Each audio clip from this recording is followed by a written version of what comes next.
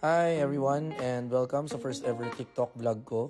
Since hindi na ako nakapag-vlog masyado sa YouTube kasi nga sobrang busy, dito ko na lang muna sisimulan sa TikTok. So, matanda ko ng Predator League kahapon after kong magbakasyon sa Japan and yun nga. Sobrang solid naman yung experience. Nagsimula kami na manood yung Sponge Cola.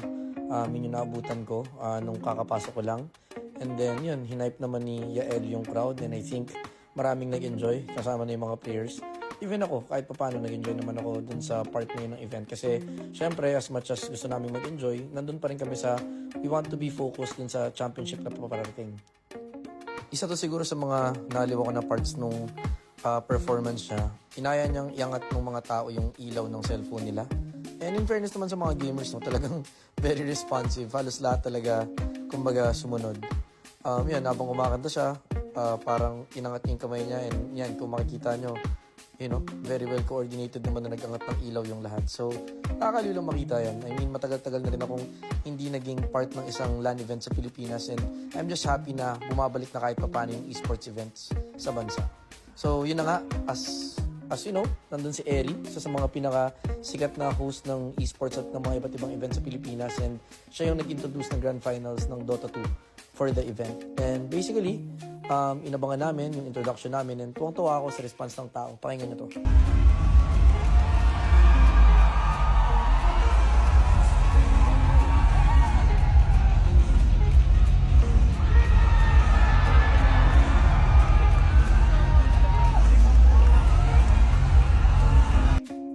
Kitang-kita na nyo naman, fan favorite yata talaga nila si Gabi tsaka si Abed. Pero yun, nakakatuwa rin lang makita yung mga tao ulit sa LAN event na sobrang energized and nakakamiss talaga umattend yung mga ganitong type ng events.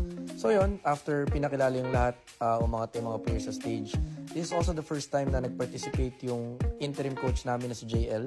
So kung di nyo man siya kilala, siya yung former coach ng Polaris. And siya naman yung tinry namin ngayon right after Mushi because we didn't want to commit to coach permanently yet before namin mahanap yung talagang tamang timpla na hinahanap namin. So, hopefully, mag-work out to. Pero let's see muna. I mean, for now, nothing is really permanent up until matapos siguro yung DreamHack.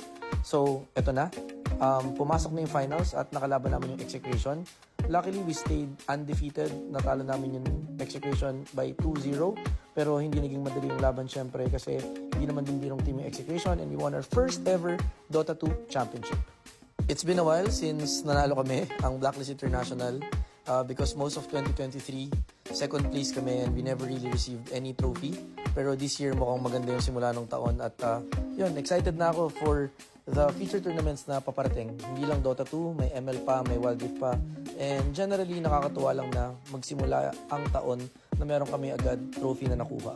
So, yun lang. Sana patuloy kayong sumuporta sa Blacklist International.